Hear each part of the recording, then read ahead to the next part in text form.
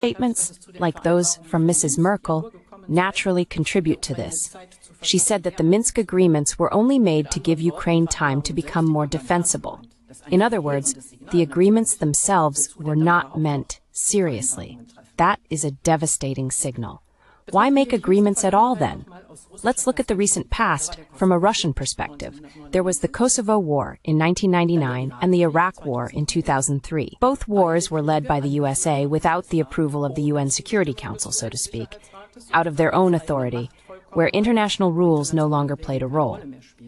It was not Moscow that tried to reshape the world. It was the USA, or the political West. This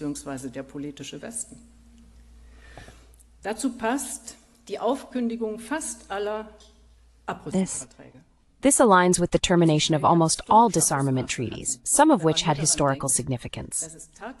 Just consider that the INF Treaty actually succeeded in not only limiting, but abolishing and destroying an entire category of weapons. Again, it was not Moscow that terminated the treaties, but the USA. In this context, it is worth looking at the chronology of mutual accusations regarding who allegedly violated the treaties and when.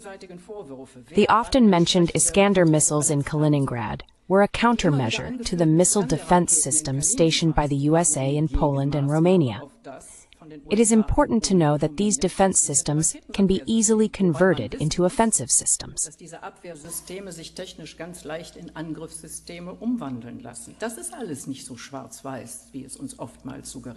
It's not all as black and white as it's often suggested to us. To draw the connection to Ukraine now, the U.S. involvement in Ukraine is indeed remarkable.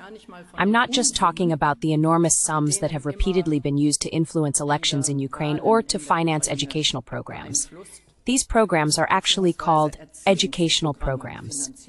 They are intended to convey to Ukrainians in all parts of the country that they are better off in NATO. For a long time, there was no majority in the population for this. On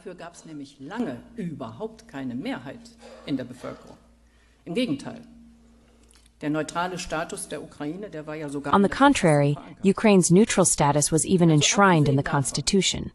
Apart from that, Ukraine has repeatedly been the site of large-scale NATO maneuvers.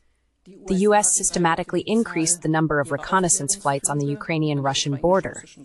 As recently reported in the New York Times, the U.S. has been operating 12 secret CIA bases directly on the Ukrainian-Russian border for about 8 years. According to the New York Times, the involvement of American intelligence agencies is said to have played a key role in the Russian president's decision to invade Ukraine in February 2022.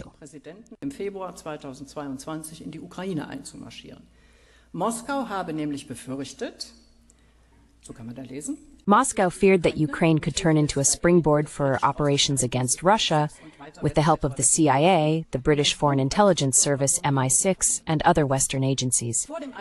Before the invasion of Ukraine, the Russian president formally requested security guarantees, but they didn't even want to talk to him.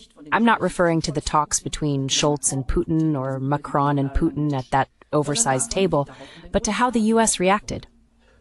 Anyone reminded of the Cold War should have a heightened sense of the situation, because today it is much more dangerous. Denn heute ist es viel gefährlicher.